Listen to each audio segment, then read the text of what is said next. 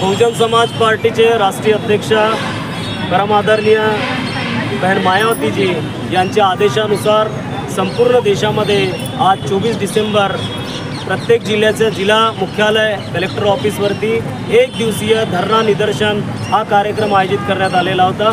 बहनजीच्या आदेशानुसारच नागपूरमध्ये सुद्धा माझ्या नागपूर जिल्ह्याच्या संपूर्ण पदाधिकारी नागपूर जिल्हा युनिटच्या माध्यमातून महिला कमिटी आणि सर्वांनी या धरणा निदर्शनमध्ये येऊन या धरणा निदर्शनमध्ये आपला सहयोग दिला। मी जिल्हाध्यक्षाच्या नाते मी सर्व माझ्या आया बहिणींच्या माझ्या सर्व कार्यकर्त्यांचा धन्यवाद देतो। हा धरणा एक दिवसीय धरणा होता। त्यासोबतच आम्ही कलेक्टरांना राष्ट्रपतीच्या नावानं निवेदन दिलेलं आहे की ज्या अमित शहाने संसदेमध्ये बाबासाहेबाचा जो अपमान केला, ज्या बाबासाहेबाच्यामुळे तो संसदेत जाऊ शकला, ज्या बाबासाहेबामुळे हा देश चालत आहे, त्यांच्या संविधानामुळे देश चालत आहे, त्या संविधान निर्मात्याचा ज्यांनी अपमान केला त्याच्या विरोधामध्ये आम्ही हा आंदोलन केलेला होता। आणि आमची मागणी आहे की अमित शहानी या देशातल्या सर्व जनतेची माफी मागावी।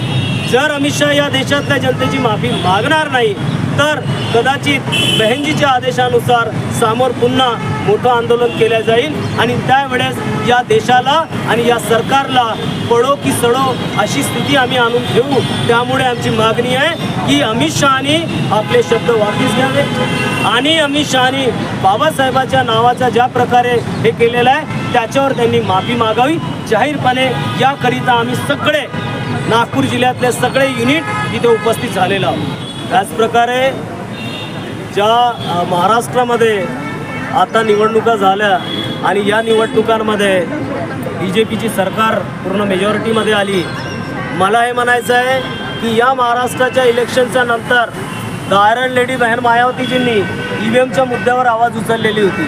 कारण बहुजन समाज पार्टीची जी वोट बँक आहे फुले शाहू बाबासाहेब मान्यवर कांशीराम साहेबांना मानणारी आणि बहनजीच्या नेतृत्वाला मानणारी बाबासाहेबाच्या हत्ती चुनाव चिन्ह आणि हा निळा झेंडा या बहुजन समाज पार्टीपाशी असल्यामुळे हा बहुजन समाज बसपासोबत आहे।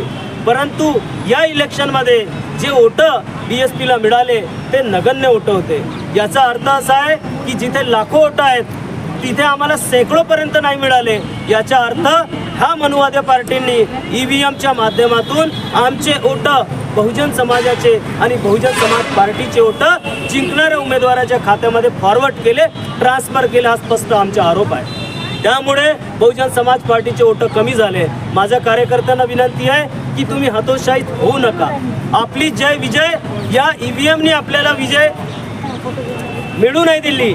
EVMमुळे आम्ही पराजय झालो आणि या EVMच्या विरोधात आम्ही संपूर्ण देशामध्ये आंदोलन करणार आहोत। परंतु या मुद्द्यापासनं हा लोकांनी कुठल्याही प्रकारे अवेअर व्हायला नको, यांना हा मुद्दा माहीत असायला नको किंवा ह्या लोकांनी कुठल्याही प्रकारे ऑब्जेक्शन घ्यायला नको।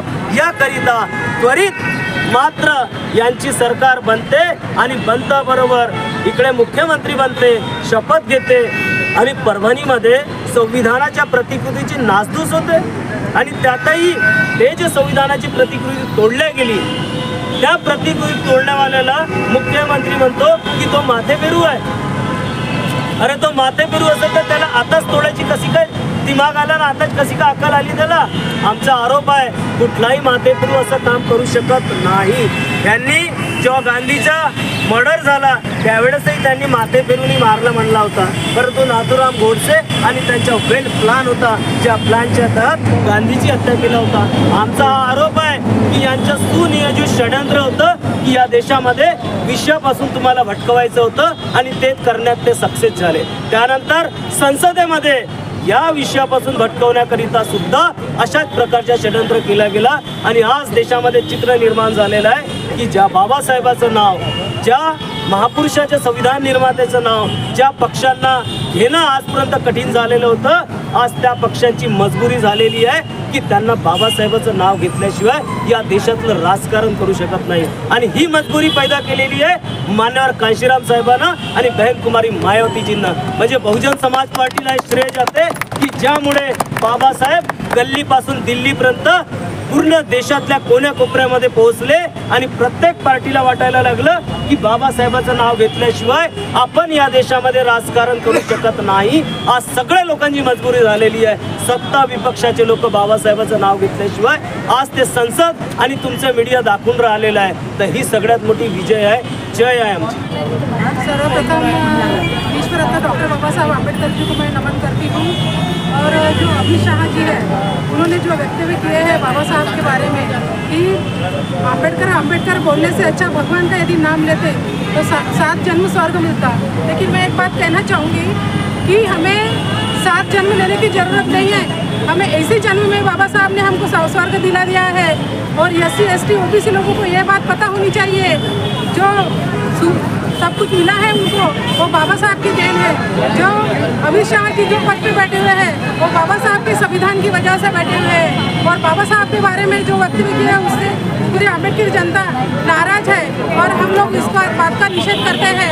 और जब तक हमको न्याय नहीं मिलेगा और अमित शाह माफ़ी नहीं मांगेंगे और अपने पद से राजीनामा नहीं देंगे तब तक हम अम्बेडकरी जनता ऐसे ही रास्ते पे उतरेंगे और आंदोलन करते रहेंगे।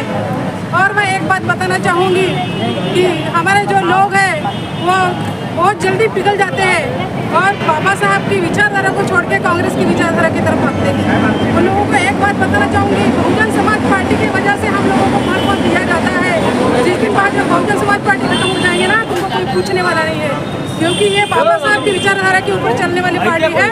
और बीजेपी कांग्रेस वाले लोगों को पता है कि इनकी एक राष्ट्रीय पार्टी है और इनका नेता मजबूत है और इनके